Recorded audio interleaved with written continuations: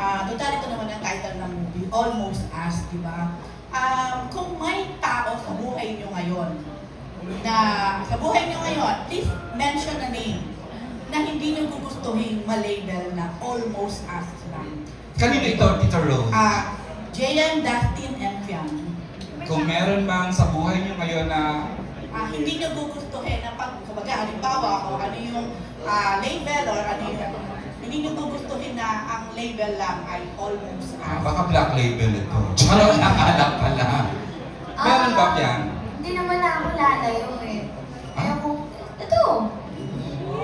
Si Jem, of course. Ayoko ma-label kami na Almost Us. Kalimutan ko ang sarili ko for a moment doon na. Go ahead, yeah. Hindi naman ako showbiz na sumagot. Fairness to you talaga. Right?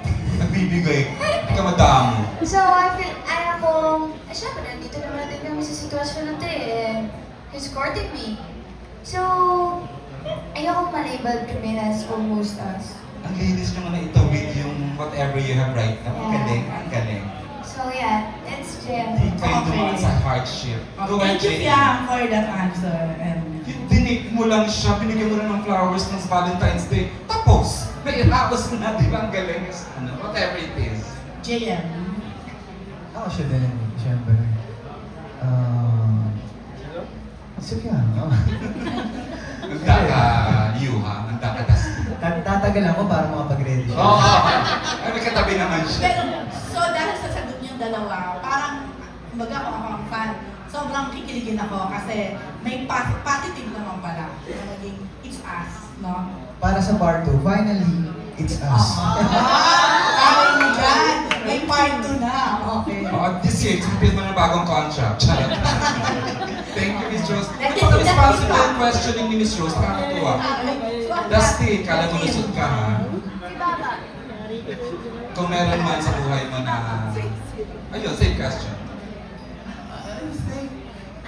Madami naman Okay. ayaw natin maging almost us sa buhay natin. Madami. Halos lahat naman ayaw natin na almost us na. But syempre, siguro sabi ko, ngayon yung pinakamalapit sa buhay ko, siya rin. Sino? Si Jim. Malapit siya sa akin. Rapid eh. Diba? Ayun naman eh. Minsan, alam ko, pipigilan ko sarili ko o kikiligin na lang ako. Then, sino nga? I love this cast. Sobra. I love this. I mean, ako, vocal din naman ako. Ever since, syempre si Bianca. Okay na ako. Almost okay na. Bago? Thank you. Oo, pinagkilig movie ng season. Siya pala maaamin. Parang ayoko na. Tapos na ako doon. Okay. Okay na, Miss Rose? Ikaw lang pala ang susi. Charot lang. Alan Policarpio ng The Inquirer has questions. Hi, Kaya. Before si Chad. Kasi yung story parang may elements din siya yung sa idol and sa fandom. So kayo ba as a love team who interacts and have parang a loyal love team, nakaka-relate din ba kayo doon in a way? And ano yung mga experiences niyo about that na parang na-apply niyo rin dito sa... Up to now or even before, meron ba kayong idea ng fangirling, fanboying? Yung gano'n, parang meron ba kayong in-emulate prior to you being stars on your own? Or nagaling pa kayo ng fangirling, fanboying din kayo? Oo naman.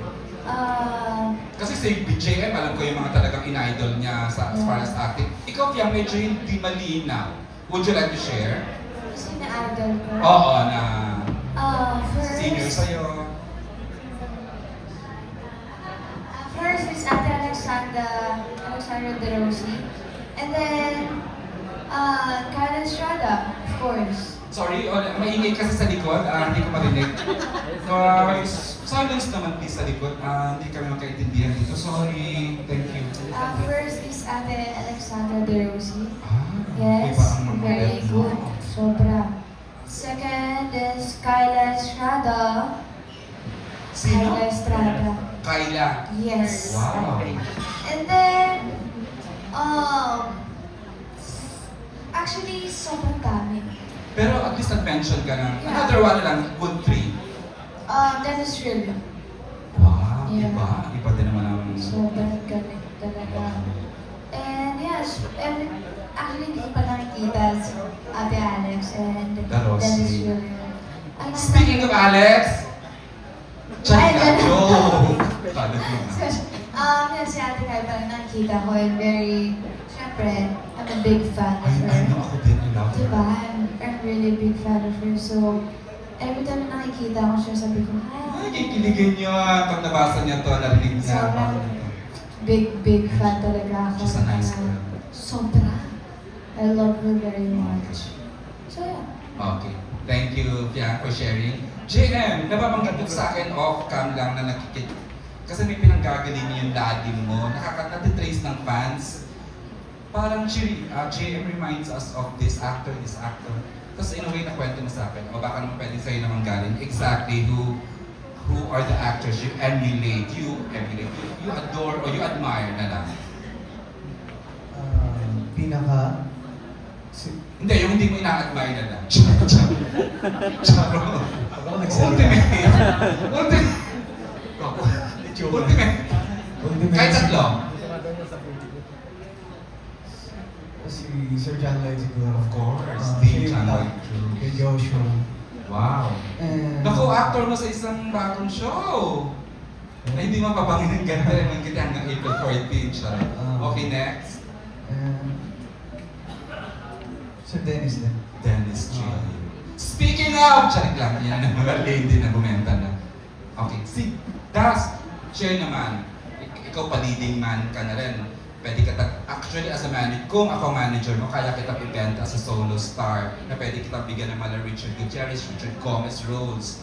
Pero exactly, pwede ka mag-mention ng 3 actors or actresses you look forward to working and you admire ultimately.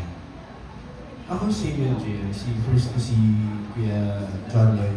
Nanamit mo na, not yet. Hindi pa. Wow, okay. Ever since talagang siya Di ba? Siya talagang pinapanood ko. Sino pa ba? Madami eh. Pero ang talagang idol ko talaga growing up, si Ate Kat. Bernardo. Oo. Wow. Oo, ano ko siya eh, parang... That's a surprise, huh? Yeah. Ever since sabi ko naman sa mga Pero ngayon ko lang narinig. Ah, talaga? Hindi, a joke. Charot lang. Wow, paano? Iba nga, ang weird. Hindi na weird. Fan ko Wow. ng Catherine. ng mga movies niya before. Oh, I'll tell her. I'll tell her. Punta ko sa set niya next week. O talagang handsome. Thank you for sharing. Ituloy ko na, JM. Pinag-uusapan ka namin ng table read. Sabi ko, wala tayong nag-develop ng ganitong young. For example, may binanggit akong comedian. Sabi